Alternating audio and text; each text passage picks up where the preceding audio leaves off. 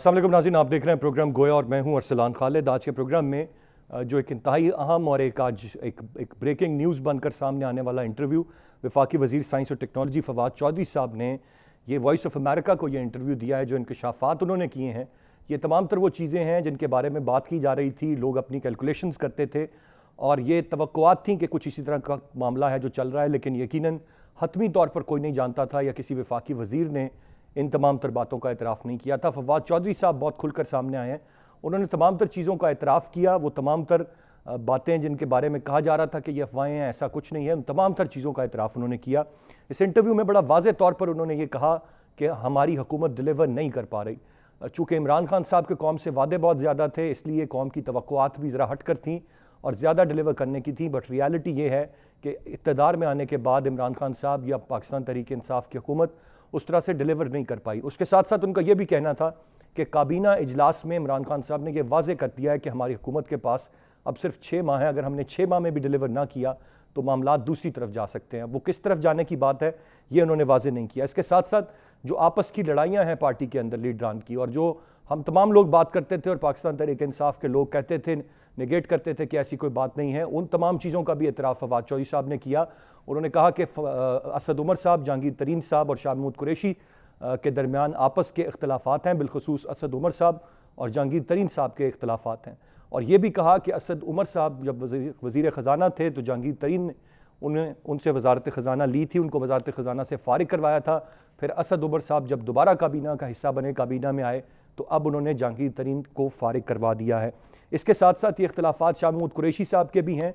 कई मुलाकातें जो कि हुई, उसके बाद इकट्ठे मीडिया टॉक्स भी की गई, चाहे असद उमर हों, जहांगीर तरीन साहब हों या शाह महमूद कुरैशी साहब हों, और एक ये तासुर दिया गया कि ये लड़ाई ख़त्म हो गई है, लेकिन ये लड़ाई बदस्तूर जारी है, ये कभी ख़त्म नहीं हुई तमाम तर कोशिशों के बावजूद। उसके साथ साथ उन्होंने ये भी कहा कि बेनज़ीर या नवाज़ शरीफ कमज़ोर लोगों को अहम ओहदों पर लगाते थे तो उसकी वजह समझ आती थी कि उन्होंने अपने ख़ानदान के लोगों को या अपनी औलाद को आगे लेकर आना होता था और प्रमोट करना होता था।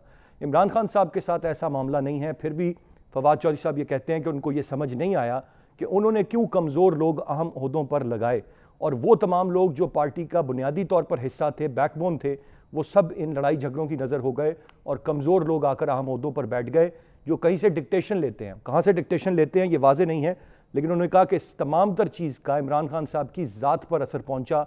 इमरान खान साहब का जो इमेज है वो ख़राब हुआ और इस वक्त रियलिटी ये है कि पाकिस्तान तहरीक इंसाफ की हुकूमत डिलीवर नहीं कर पाई। ये इंतहाई अहम इंटरव्यू और इंकशाफात से भरा हुआ इंटरव्यू, जिसमें बड़ी वाज़ेह तौर पर तमाम तर चीज़ों का एतराफ़ कर दिया फवाद चौधरी साहब ने, जिनकी मुसलसल बात हो रही थी। और ये भी अब सवाल नहीं रह जाएगा जब खुद वफाकी वज़ीर ये बात कह रहे हैं कि गवर्नेंस क्या है या परफॉर्मेंस क्या है। वफाकी वज़ीर ख़ुद इस बात का एतराफ़ कर रहे हैं कि परफॉर्मेंस नहीं है, वो डिलीवर नहीं कर पाए और बिल्कुल जो तवक्कुआत थी अवाम की उन पर पूरा उतर नहीं पाए। ये सब कुछ ऐसे वक्त में हो रहा है जब हाल ही में अख्तर मैंगल साहब अलहदा हुए हैं, उनकी मुलाकात मौलाना फजल रहमान साहब से हुई है। मौलाना अब्दुल गफूर हैदरी साहब बलोचिस्तान में राब्ते कर रहे हैं और इसी असना में आसिफ अली जरदारी साहब जो एक तवील अरसे से गायब थे, उनके बयानात सामने आ रहे हैं और फिर वो ये कह रहे हैं पंजाब के रहनुमाओं को कि घबराना नहीं है, पंजाब में अच्छा वक्त आने वाला है। एतजाज़ एहसन साहब एक्टिव हुए हैं, उनके इंकशाफात हैं, उनके इंटरव्यूज़ हैं। तो पसे पर्दा क्या कुछ चल रहा है, ये तमाम तो डेवलपमेंट्स जो हो रही हैं ये किस तरफ इशारा कर रही हैं। यहाँ तक कहा जा रहा है कि इमरान खान साहब की हुकूमत गिर सकती है। इस नाजुक दौर में जब हम एक पेंडेमिक का सामना कर रहे हैं, ये तमाम तर डेवलपमेंट्स हैं, ये तमाम तर इंपॉर्टेंट चीज़ें हैं जो हो रही हैं। मैं चाहूँगा इन्हीं पर आज के प्रोग्राम में हम तफसील से बात करें। गेस्ट पार्टिसिपेंट्स का तारुफ कराता चलूँ। प्रोग्राम में हमें ज्वाइन किया अजीम चौधरी साहब ने, सीनियर तज्ज़ियाकार हैं, कॉलम निगार हैं। बहुत शुक्रिया चौधरी साहब आपके वक्त का। ताहिर मलिक साहब सीनियर सहाफ़ी और तज्ज़ियाकार हैं, हमारे साथ लाहौर से मौजूद हैं। और अनीक नाजी साहब सीनियर सहाफ़ी और तज्ज़ियाकार हैं, आप भी हमारे साथ लाहौर से मौजूद हैं। तीनों मेहमान हमारे साथ स्काइप लिंक पे हैं। अजीम चौधरी साहब से मैं गुफ्तगू का आगाज़ करूँगा। चौधरी साहब, कैसे देखते हैं इस इंटरव्यू को आप, इसकी टाइमिंग को? और एक चीज़ तो वाज़ेह हुई कि एक आध दिन कबल जो ज़रताज गुल साहिबा एक वफाकी वज़ीर हैं, वो हमें नई थ्योरीज़ कोरोना के हवाले से सिखा रही थीं। आज फवाद चौधरी साहब अपनी मर्ज़ी से एक अमरीकी इदारे को एक ऐसा इंटरव्यू देते हैं जो खोखला करके रख देता है पूरी की पूरी काबीना और हुकूमत को। तो यकीनन ये तमाम तर चीज़ें इमरान खान साहब के कंट्रोल से बाहर हैं, उनके वज़रा उनके कंट्रोल में नहीं हैं। इस तरह का इंटरव्यू جو کہ تمام تر چیزیں تسلیم کر لے، واضح کر دے. حالیہ مثال اس کی کوئی نہیں ہے کسی حکومت کے وزیر نے اور وہ وزارت پہ بیٹھے ہوئے اس طرح کا کوئی انٹرویو دے. اگر ہم ماضی میں بھی جائیں، کیونکہ آپ تاریخ کو بہت اچھی طرح سے جانتے ہیں، کیسے دیکھتے ہیں آپ اس طرح؟ کیا پہلے ہوتا رہا ہے یا یہ پہلی دفعہ ہے؟ نہیں، یہ پہلی دفعہ تو نہیں ہے، مختلف طریقوں سے ہوتا رہا، کئی دفعہ ہوا. سندھ میں تو بہت زیادہ ہوا کرتا تھا. میں آپ کو لے چلتا ہوں ذرا ماضی میں، تاکہ چیزیں جو ہیں ان کو سمجھنے میں بہت آسانی ہو جائے. لیاقت علی خان صاحب اور میاں ممتاز دولتانہ کے درمیان یہ معاملات تھے. میاں ممتاز دولتانہ اور ممدوح صاحب کے درمیان یہ معاملات تھے. خواجہ خیر الدین اور ان کی باقی پارٹی کے درمیان یہ معاملات تھے. قائد اعظم کی وفات کے بعد سے یہ معاملات چلے آ رہے ہیں. اور پنجاب میں پیپلز پارٹی کے زمانے میں مصطفیٰ خیر اور حنیف رحمت صاحب کے درمیان یہ معاملات تھے. صادق قریشی صاحب اور مصطفیٰ خیر کے درمیان یہ معاملات تھے. پھر میاں نواز شریف آئے تو ان کے زمانے میں بھی یہ معاملات چلے. منظور بھٹو صاحب اور غلام حیدر وائیں صاحب کے معاملات ہمارے سامنے ہیں. اس طرح بہت ساری چیزیں ہیں، ان پر بات کی جا سکتی ہے، لیکن ہم آج کی بات کرتے ہیں، یہ زیادہ ضروری ہے. ایسا کیوں ہو رہا ہے یہ سمجھنے کی کوشش ہمیں کرنی چاہیے. اور میرے یہ دونوں ساتھی بہت باصلاحیت ہیں، یہ اس پر مجھ سے شاید بہتر روشنی ڈال سکیں گے. جب بھانمتی کا کنبہ جوڑا جاتا ہے اور اس طرح لوگوں کو اکٹھا کیا جاتا ہے کہ آپ ایک چھتری تلے اکٹھے ہو جائیں اور یہ چھتری آپ کو بارش کے پانی سے بچا کے رکھے گی، تو تب بھی چھینٹے کہیں نہ کہیں سے ضرور پڑتے ہیں. ہوا جب تیز چلتی ہے تو چھتری بھی بسا اوقات اڑ جایا کرتی ہے. یوں محسوس ہو رہا ہے کہ اب جب کہ برسات کے دن آنے والے ہیں اور تیز ہوائیں چلیں گی، یہ چھتری شاید موجود نہ رہے. لیکن یہ بات کہنا کہ 6 مہینے ہمارے پاس موجود ہیں، اس کے بعد پتہ نہیں کیا ہوگا کیا ہوگا، اس کو سمجھ لیتے ہیں کیا ہوگا. پاکستان کے آئین کے مطابق صرف وزیر اعظم اپنی اسمبلی کو توڑ سکتا ہے، سینٹ ٹوٹ ہی نہیں سکتی. صوبائی اسمبلیاں توڑنے کا اختیار صرف وزرائے اعلیٰ کو ہے. کانسٹیٹیوشن کے مطابق وہ جو 58(2)B کے معاملات ہوتے تھے وہ اب موجود نہیں ہیں. کوئی شخص اسمبلی توڑنے کا اختیار نہیں رکھتا، ماں سوائے اس کے کہ پرائم منسٹر خود اس کو توڑ دے، اور دوسری صورت یہ ہے کہ ووٹ آف نو کانفیڈنس ہو جائے. یہ حکومت جس جگہ پر کھڑی ہے، اس میں جن لڑائیوں کا ذکر کیا جا رہا ہے، شاید اس میں پھر ایک مافیا کو بچانے کی کوشش کرنے کے لیے یہ بات بھی کہی گئی ہے کہ فلاں اور فلاں فلاں کے درمیان ایک جھگڑا ہے. اور اسلام آباد ہائی کورٹ میں جو ریٹ تمام مطلوبہ لوگ جو حکومت کو مطلوب ہیں خاص معاملے کے حوالے سے، کیس کے حوالے سے، ان سب نے اکٹھے ہو کر اپنے مفادات کے لیے ایک ریٹ کی ہے. حکومت کے بارے میں عدالت جو بھی فیصلہ کرے گی وہ عدالت کا فیصلہ ہوگا. لیکن یہ بات دیکھنے کی ہے کہ وہ لوگ جو کارٹل کی صورت پہ کام کرتے ہیں، وہ ٹیکسٹائل کا ہو، وہ شوگر کا ہو، وہ سیمنٹ کا ہو، وہ کسی بھی چیز کا ہو، ان کے مفادات اکٹھے ہوتے ہیں. اور حکومت کرنے والے لوگ تو صرف پیادے ہوتے ہیں.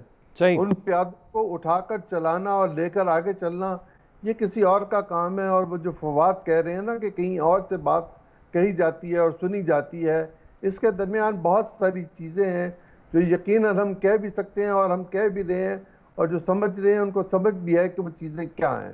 صحیح چوائس صاحب، رائٹلی سیٹ. میں طاہر ملک صاحب آپ سے جاننا چاہوں گا، فواد چوائس صاحب یہ وضاحت دے بھی دیں کہ میرا جو بیان ہے وہ سیاق و سباق سے ہٹ کر پیش کیا جا رہا ہے، میرا وہ مطلب نہیں تھا. وزیر اعظم عمران خان صاحب اب کابینہ کو روک بھی دیں، لیکن میرے خیال سے یہ جو ہنڈیا ہے یہ بیچ چرائے کے اب ٹوٹ چکی ہے، سب کچھ واضح ہو کر سامنے آ چکا ہے. اب کوئی ابہام نہیں رہ گیا، ویسے بھی نہیں تھا لیکن ہمیں کسی وفاقی وزیر کے منہ سے سننا باقی تھا، بس اب وہ بھی ہو گیا. میرا خیال ہے کہ چودھری صاحب نے بڑی معقول بات کی ہے. ایسے لگا جو میں نے کہنا تھا انہوں نے کہہ دیا ہے. دیکھیں نا، 16 کے قریب وزیر اعظم آپ نے بھیجے ہیں. جو بنیادی جو پوائنٹ میں سمجھتا ہوں ہمارے یہاں جو ہم ہیں ball to ball, over to over commentary کرنے والے جرنلسٹ یا اینالسٹ، ہمارے یہاں کاز اینڈ افیکٹ کا تعلق ہی کوئی نہیں ہے. اتنا انٹلیکٹ ہی ہم نے ڈیولپ کیا کہ ہم چیزوں کو بنیادی طور پہ سمجھیں. دیکھیں، میں کوئی جمہوریت کا کوئی ماما نہیں ہوں، نہ اس کو ڈیفینڈ کرنے آیا ہوں، نہ اس سے لڑنے آیا ہوں.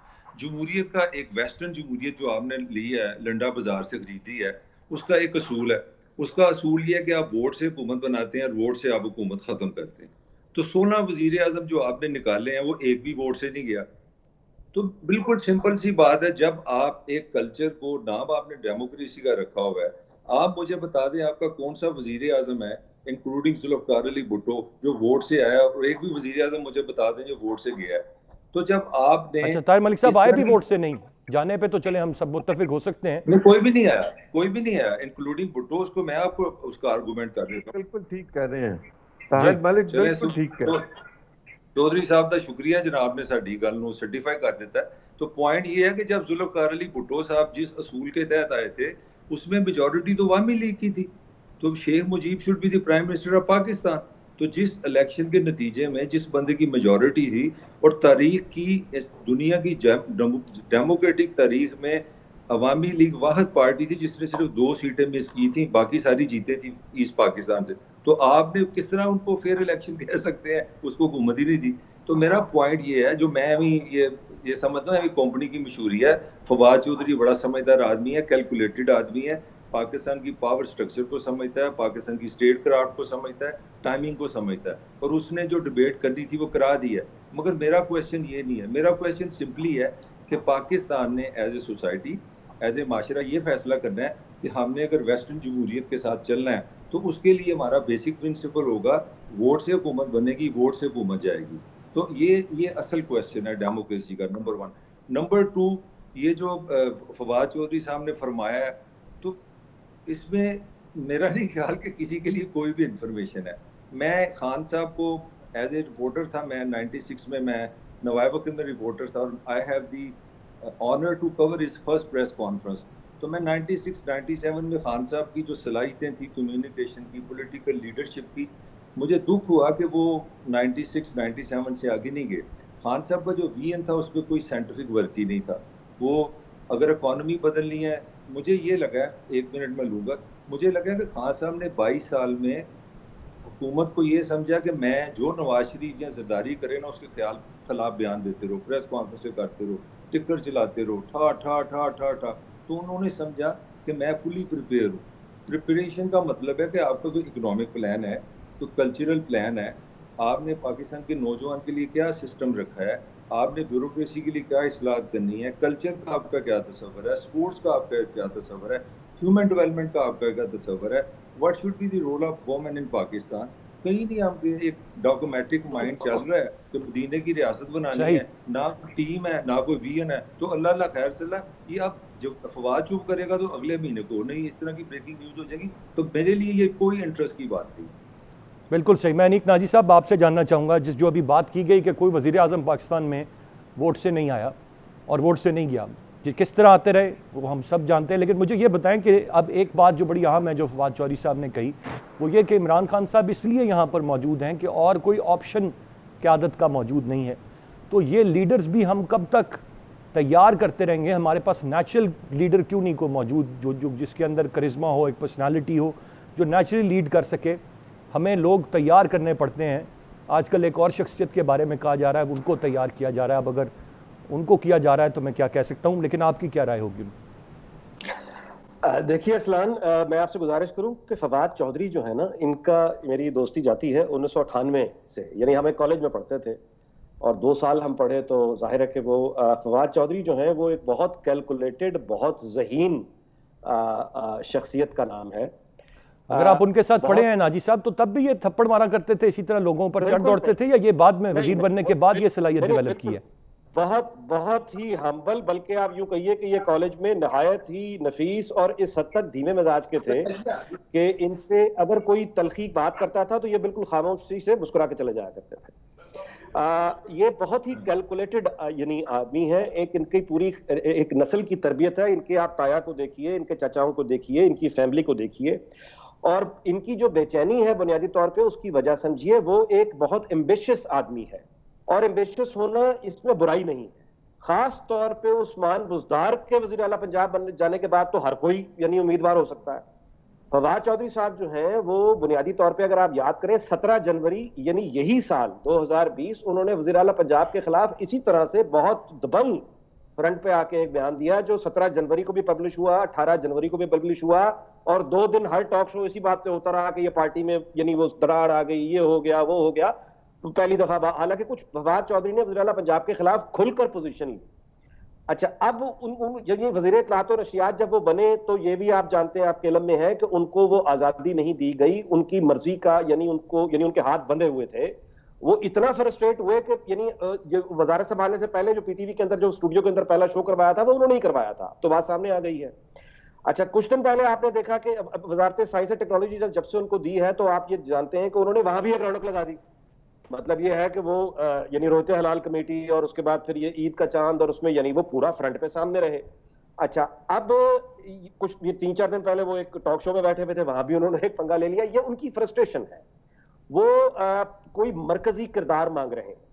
وہ ایم پی اے کا الیکشن یعنی جہلم میں وہ یعنی جیت سکتے ہیں, وہ وزیر اعلیٰ پنجاب کے بھی کینڈیڈیٹ ہیں, وہ وفاق میں اگر ان کو رکھا جائے وہاں بھی وہ ایک یعنی مرکزی کردار کی خواہش مند ہے. مثلا آپ سینٹ میں ان کی لڑائیاں دیکھیں, آپ مشاہد اللہ کے ساتھ ان کی گفتگو دیکھیں, نیشنل اسمبلی میں ان کی گفتگو دیکھیں, تو فواد چودھری کی بنیادی طور پہ آپ یہ سمجھیں کہ یہ جو طاہر ملک صاحب نے کہا, یہ چونکہ وہ رپورٹنگ والے صحافی فیلڈ, انہوں نے بالکل ٹھیک کہا کہ فواد چودھری نے اپنی فرسٹریشن کا اظہار بھی کر دیا, سب کچھ کر دیا, لیکن خبر آپ کو نہیں تھی.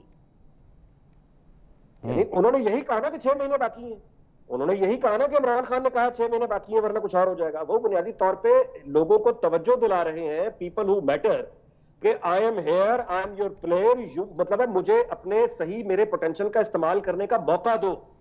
نہیں ناجی صاحب, آپ کی رائے میں, اور آپ تینوں ہی بڑے معزز مہمان ہیں, مزید کیا وفاقی وزیر ہیں آپ, سائنس اور ٹیکنالوجی کی ایک امپورٹنٹ وزارت ہے, وہ خود یہ فرما رہے ہیں کہ اس وزارت میں بہت کچھ ہے.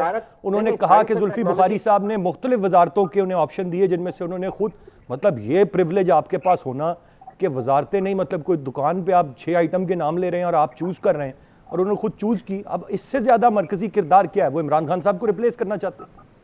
جی نہیں, میں ہرگز نہیں, میں آپ کو بتا چکا ہوں کہ اگر وہ وزیر اطلاعات و نشریات جب جیسے پہلے بنے تھے تو وہ پورا اختیار چاہتے تھے جو ان کو نہیں ملا. اس کے بعد مرکزی اس میں آنے کا جو مطلب ہے وہ امپورٹنٹ وزارتیں ہوتی ہیں. مثلا آدمی کا پوٹینشل ہو, وہ سمجھتا ہے کہ میں فارن منسٹر بن سکتا ہوں, وہ سمجھتا ہے کہ میں انٹیریئر منسٹر بن سکتا ہوں. یہ ہے کھیلنے والی وزارتیں, یعنی مرکزی. سائنس اینڈ ٹیکنالوجی تو ایک کھڈا لائن وزارت ہے نا جی, یہ تو اس کی یعنی سائنس اینڈ ٹیکنالوجی کی ہمارے ملک میں کیا, آپ مجھے بتا, ذوالفقار علی بھٹو تھے, اس کی بس ایک یعنی وہاں سے انہوں نے سفر شروع کیا تھا, انہوں نے آ کے سائنس اس کے بنے تو ایک رونق لگا دی ٹی وی پہ. اس سے پہلے آپ مجھے بتائیں سائنس اینڈ ٹیکنالوجی کی ہمارے وزارت کی اس طرح سی زیر بحث نہیں رہی. میں آپ کو اپنا یہ ریڈنگ بتا رہا ہوں کہ فواد چودھری اس سے امپورٹنٹ جگہ پہ کھیلنا چاہتے ہیں. میں نے آپ کو بتایا نا کہ وزیر اعلیٰ پنجاب وہ ایم پی اے کا الیکشن جیت سکتے ہیں, صوبائی اسمبلی میں آ سکتے ہیں. ہر پالیٹیشین کے ایمبیشنز ہوتے ہیں, ہونے چاہیے. میں اس پر نہیں یعنی بحث کرتا کہ مطلب بنیادی طور پہ to sum it up Naji صاحب, وہ جو ان کے پاس اس وقت ہے اس سے وہ مطمئن نہیں ہے. آپ ان کے اس انٹرویو کو کوئی بام شائل نہ سمجھیں, کوئی بہت بڑا اشارہ نہ سمجھیں, یہ ان کی اپنی ایک فرسٹریشن کا اظہار ہے. اب باقی رہی دوسری بات کہ حکومت کا کیا بنے گا کیا نہیں بنے گا, اس میں ہمارا وزیر خوراک فخر امام اسمبلی کے فلور پہ کھڑے ہو کے یہ بیان دے چکے کہ جو اٹیک ہے لوکٹس کا, اس کے بارے میں 15 اگست سے پہلے ہم ڈیمیج اسیسمنٹ کی پوزیشن میں ہی نہیں ہیں. ساتھ میں انہوں نے یہ بھی بتایا کہ صدیوں سے جو راستہ لوکٹس اپناتی ہے افریقہ, بحرین, ایران, بلوچستان, وہ انہوں نے تبدیل کر کے وہ نارتھ وزیرستان اور ساؤتھ وزیرستان سے پاکستان میں داخل ہوئی ہے, اور وہ ڈیرہ اسماعیل خان اور میاں والی کے علاقوں میں جا کے جو تباہی مچائے گی اس کا وہ کہتے ہیں کہ ہم ڈیمیج اسیس بھی نہیں کر سکتے 16 اگست تک. حالات یہ ہیں, ہم جن بحثوں میں الجھے ہوئے ہیں نا, ان ذرا بحثوں کو سائڈ پہ رکھ کے دیکھیں. اس وقت جو پاکستان کا میڈیکل عملہ ہے, ڈاکٹرز, نرسز, ان کے نفسیاتی کاؤنسلنگ کا کوئی انتظام ہونا چاہیے. وہ کووڈ پیشنٹس کے بیچ میں رہ کے آدھے پاگل ہو چکے ہیں, ان کے آپس میں لڑنا جھگڑنا وہ شروع ہو گئے ہیں. ان کے یعنی ہماری توجہ ادھر ہونی چاہیے. ٹھیک ہے, آگے اگر امپیریل کالج کی جو ہمارے 10 اگست تک 80,000 اموات کی جو پریڈکشن ہے, اس کے مطابق ہمیں اضافی قبرستانوں کا انتظام کرنا چاہیے. کہیں زیر بحث نہیں ہے, اتنے بڑے پیمانے پر وہ ان کو غسل دینا, ان میتوں کو ان کی وہ کرنا, ہمارے ہاں ابھی تک کوئی اس طرف توجہ نہیں دے رہا. اور اس کے ساتھ ساتھ ہماری میں گزارش آپ کو یہ آخر میں کرتا چلوں کہ ہمارا 51 اور 52 کا جو بجٹ آیا تھا, عظیم چودھری صاحب بیٹھے ہیں, میں ان کی خدمت میں گزارش کروں گا کہ تصحیح کر دیں اگر میں غلط ہوں, کہ 51 اور 52 میں جو بجٹ آیا تھا لیاقت علی خان کے قتل کے بعد, ہماری جو یعنی گروتھ ہے وہ نیگیٹو اس وقت گئی تھی. اس کے بعد یہ پہلی مرتبہ ہم یعنی نیگیٹو گروتھ میں گئے ہیں. اس کے بیچ میں سقوط ڈھاکہ ہو گیا, ہم نیگیٹو گروتھ میں نہیں گئے. ناجی صاحب پوائنٹ ٹیکن, آپ نے بالکل بڑا تفصیل سے تمام تر پہلوؤں کا احاطہ کر دیا, اور آپ نے درست فرمایا. آپ نے درست فرمایا ناجی صاحب. مجھے ایک بریک کی جانب بڑھنا ہے, بریک سے واپس آ کر اس پر مزید بات کرتے ہیں, ساتھ رہیے گا.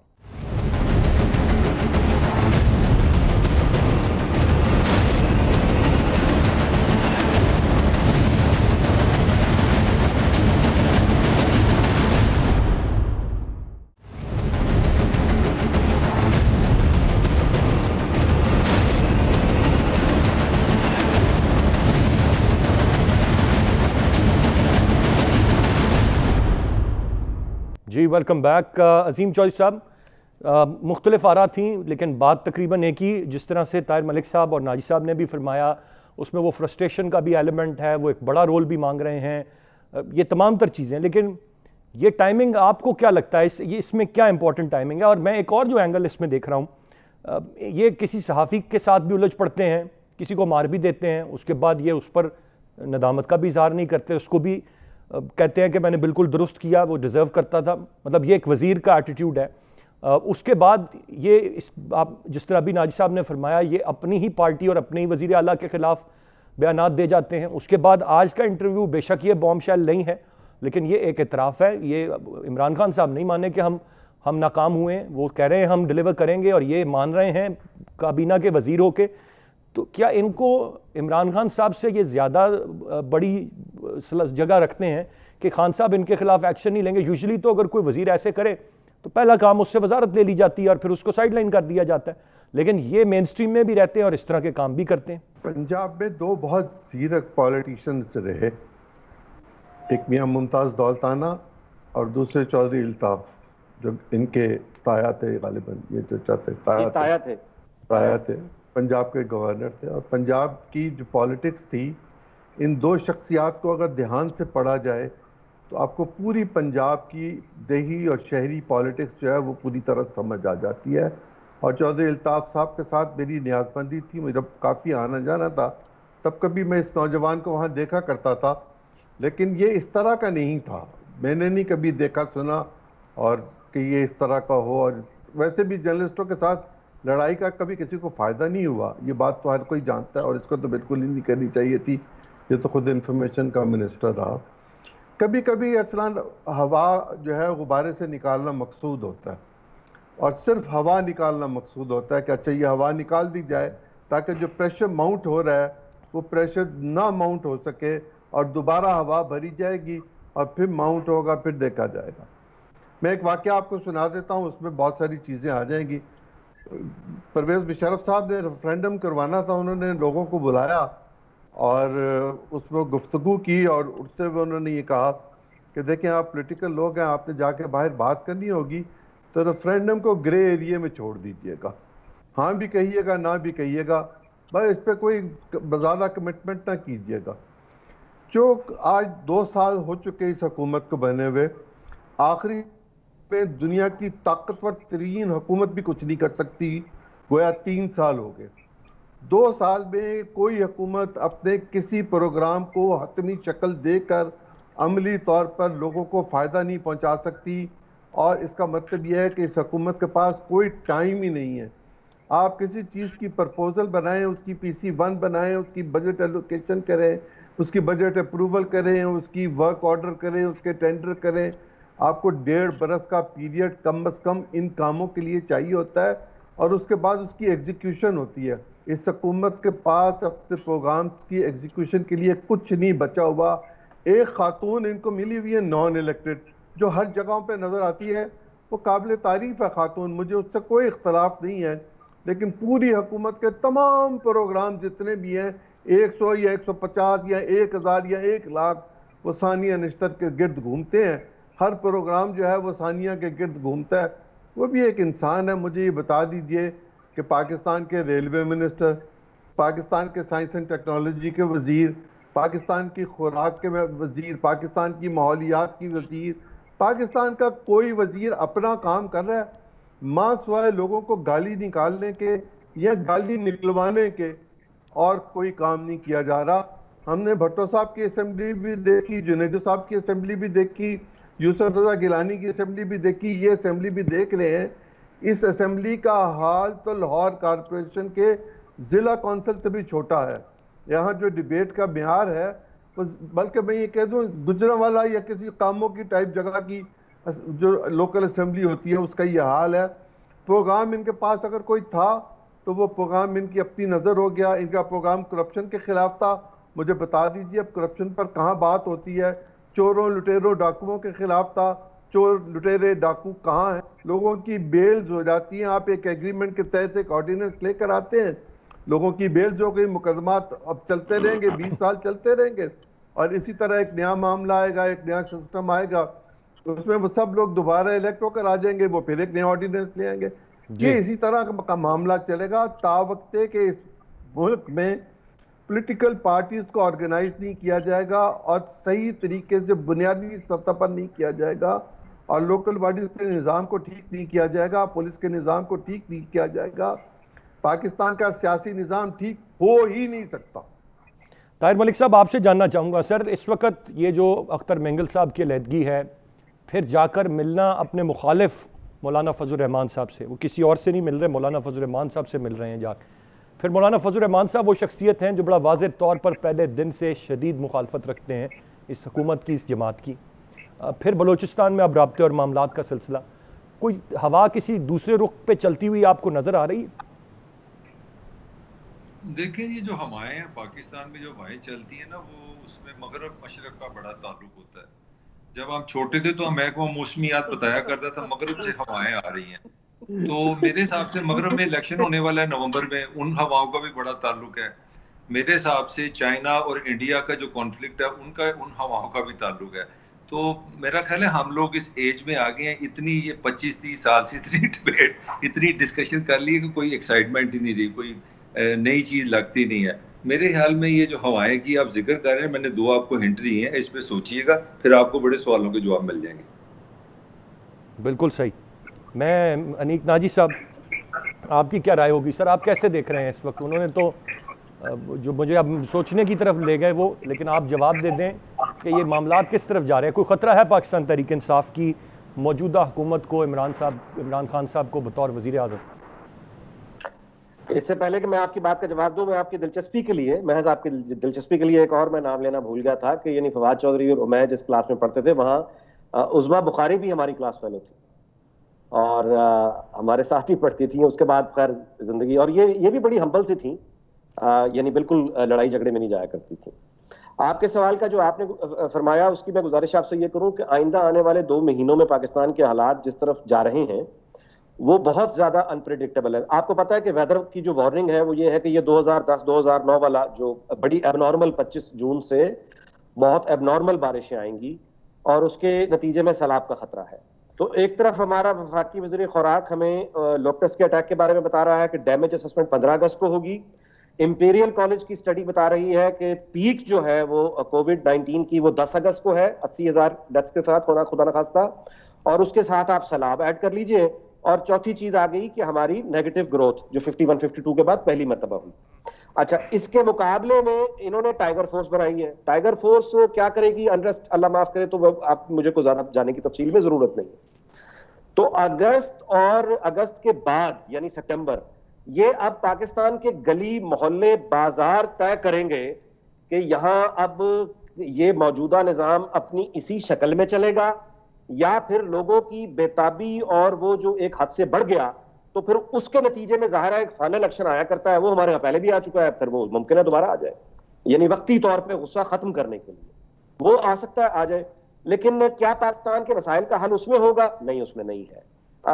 ابھی جس طرح تھوڑی دیر پہلے فرمایا چوئی صاحب نے, اور ٹھیک فرمایا کہ انہوں نے کچھ بنیادی باتوں کی طرف اشارہ کیا کہ یہ نہیں ہوگا تو ترقی نہیں ہوگی, ایسا نہیں ہوگا تو ہم آگے نہیں بڑھ سکتے. میں ان کی بات سے اتفاق کرتا ہوں, لیکن وہ تمام چیزیں جو ہونی چاہیے اس طرف نہ ہماری بحث ہے, نہ ہماری کوئی سنجیدگی ہے, نہ ہمارا جانے کا ارادہ ہے, بلکہ اس سے بالکل الٹ ہماری جو پلاننگ میں جو مسل کی جو یعنی طاقت کا جو استعمال ہے اس پر جو ڈیپینڈنس ہے وہ زیادہ ہوتی دکھائی دے رہی ہے. تو اس کا نتیجہ پھر کیا نکلے گا, یعنی اس کے بارے میں کوئی, یعنی میں تو کم از کم قاصر ہوں. ایک نتیجہ یہ نکل سکتا ہے کہ ظاہر خاموشی ہو جائے گی قبرستان والی, اور دوسرا نتیجہ یہ ہے کہ پھر معاملات مزید بھی بگڑ سکتے ہیں, اور اس میں خیر کی خبر اس وقت مجھے تو نظر نہیں آ رہی. صحیح. عظیم چوئی صاحب, میں آپ سے جاننا چاہوں گا, یہ جو 2 دہائیاں ہیں, 2099 میں مارشاء اللہ لگتا ہے, اس کے بعد 2000 میں حالات اچھے ہوتے ہیں, لوگ مارشاء اللہ پہ بھی خوشی ہوتے ہیں, ریفرینڈم ہوتا ہے, جب وہ قریب آتا ہے معاملہ 2007 تک تو لوگ مارشاء اللہ سے تنگ آ چکے ہوتے ہیں اور امید کی کرن جمہوریت میں نظر آ رہی ہوتی ہے. اور پھر وہ 2 پولیٹیکل پارٹیز ملک میں واپس لوٹتی ہیں, پیپلز پارٹی گورنمنٹ بناتی ہے, 1-2 سال کے اندر عوام شدید تنگ ہونا شروع ہوتے ہیں, میڈیا تنقید کرنا شروع کرتا ہے. تو 2011 میں امید بن کر پاکستان تحریک انصاف ابھرتی ہے ایک تبدیلی کا نعرہ لے کر. پھر کئی سال گزر جاتے ہیں, وہ تمام تر لوگوں کو جو سمجھتے تھے کہ یہ تبدیلی لائیں گے اور یہ امید ہیں ان کی سپورٹ کرتے ہوئے, اور ایک ایٹ لیسٹ امید رہتی ہے. 2018 میں الیکشن ہوتا ہے, یہ پارٹی اقتدار میں آ جاتی ہے, جو امید ہوتی ہے 2011 سے چلتی 7 سالوں میں لوگوں کی. آج 2020 ہمارے پاس ان سے بھی امید ختم ہو گئی, اور آگے بھی امید لگانے کے لیے کوئی نہیں ہے. دیکھیں, سیاست سیکھنے کے لیے آپ کے پاس علم ہونا چاہیے, آپ کے پاس تجربہ ہونا چاہیے, آپ کی طبیعت میں ٹھہراؤ ہونا چاہیے, آپ کی ایک حکمت عملی ہونی چاہیے, اور آپ کو دنیا کا مشاہدہ ہونا چاہیے کم از کم پولیٹیکل سائنس کے حوالے سے, اور پھر پولیٹیکل فلسفی آپ کے پاس ہونی چاہیے. ہم فرد کے گرد گھومتے ہیں, ہم کسی آئیڈیالوجی کے گرد گھومنے کے لیے تیار نہیں ہیں, ہم کسی قومی پروگرام کے گرد گھومنے کے لیے تیار نہیں ہیں. ہم جو کچھ کرتے ہیں وہ جھوٹ پر مبنی ہوتا ہے. ہم اپنے لوگوں کے ساتھ سچ نہیں بولنا چاہتے, ہم اپنے لوگوں کے ساتھ ذہنی طور پر کرپشن میں انوالو ہونا چاہتے ہیں, بلکہ ہم ان کو انوالو کرتے ہیں اور ہم ان کی غلط امیدیں پیدا کرتے ہیں. 14 آنے سے 1 روپے 2 آنے چینی ہوئی تھی, ایوب کتا ہو گیا تھا گلیوں میں, اور نتیجتاً پھر ماشاء اللہ تھا. ماشاء اللہ تو اب نہیں لگے گا, اس کا تو کوئی امکان نہیں ہے. ٹیکنوکریٹس کی حکومت کا کوئی امکان نہیں ہے.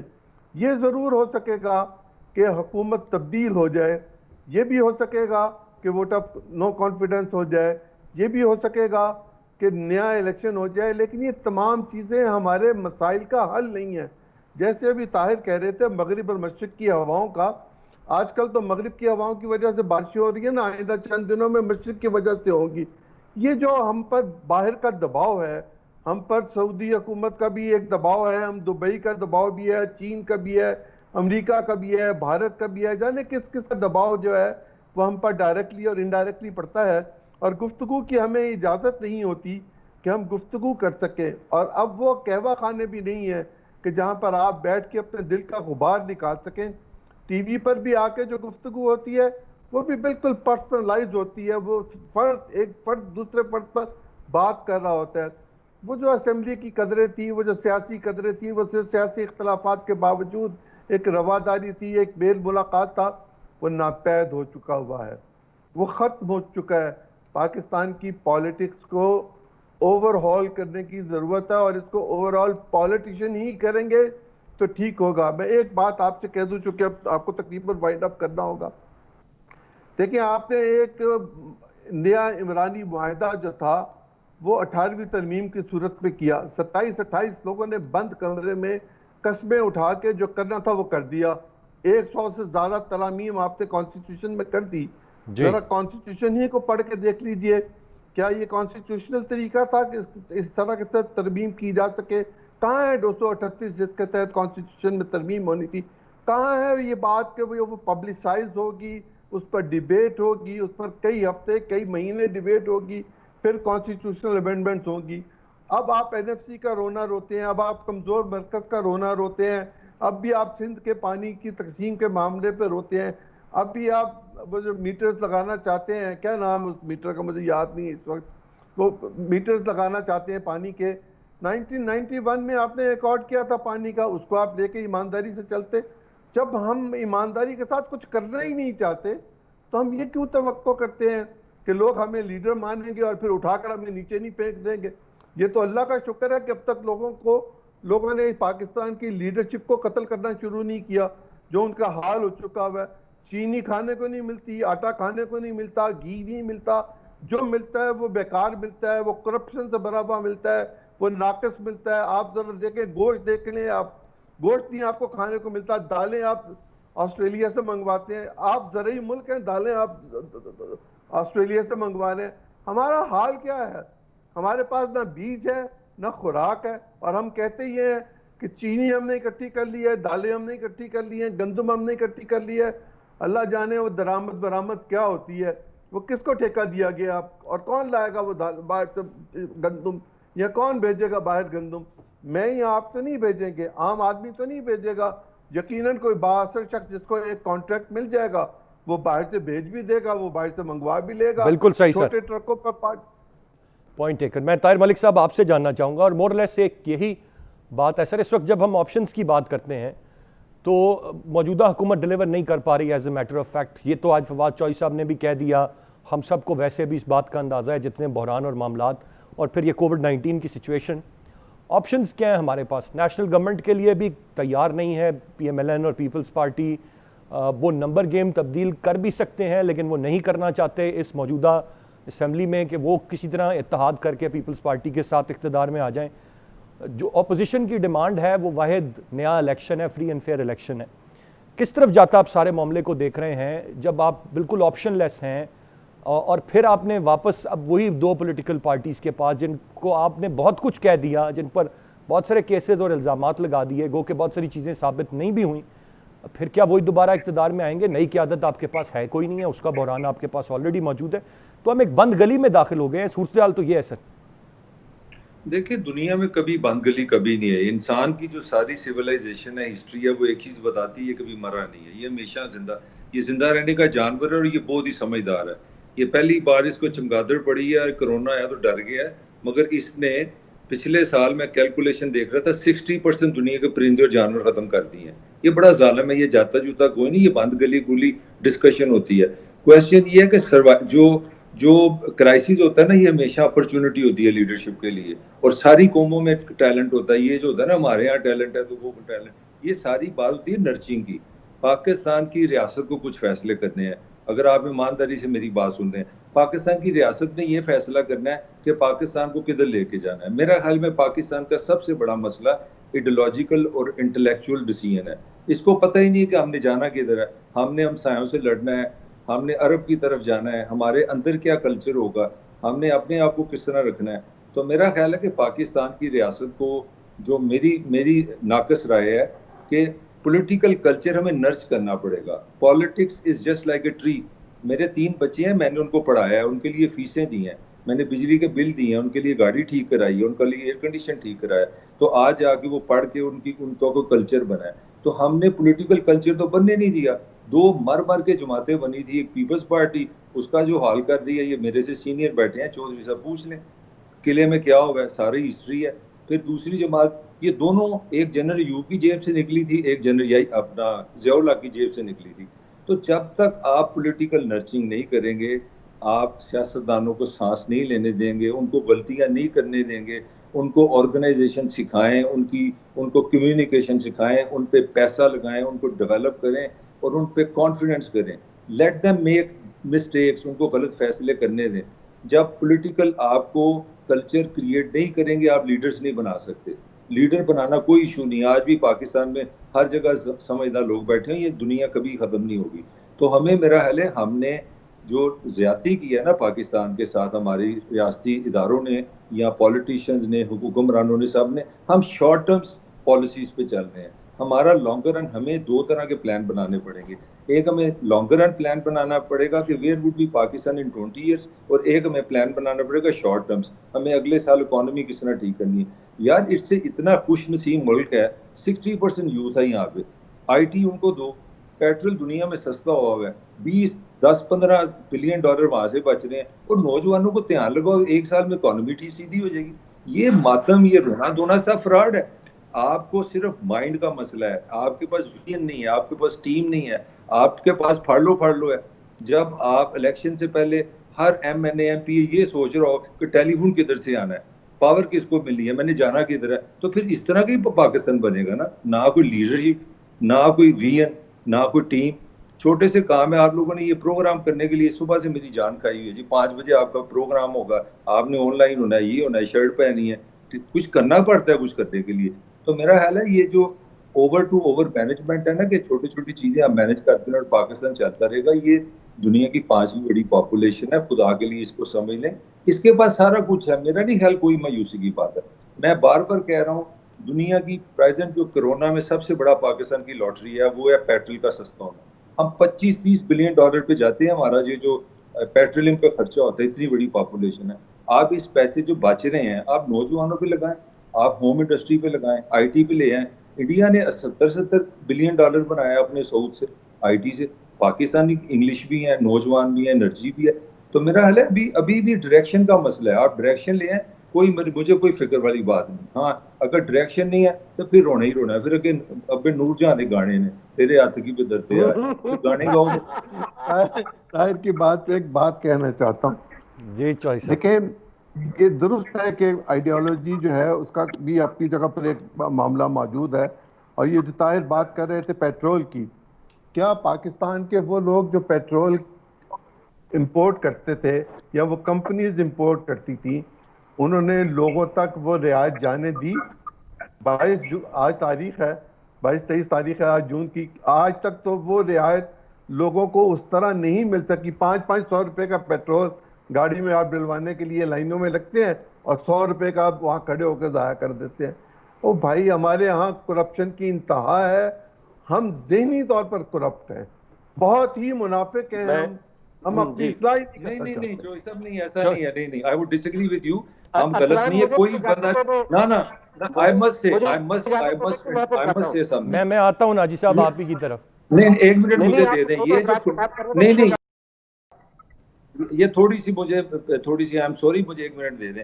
یہ جو اپنے آپ کرٹیسزم ہے نا, ہم پیدائشی طور پہ ایسے ہیں, ہم منافق ہیں, ہم گھٹیا نہیں بھائی, ہم بائی بلڈ نہیں ہیں.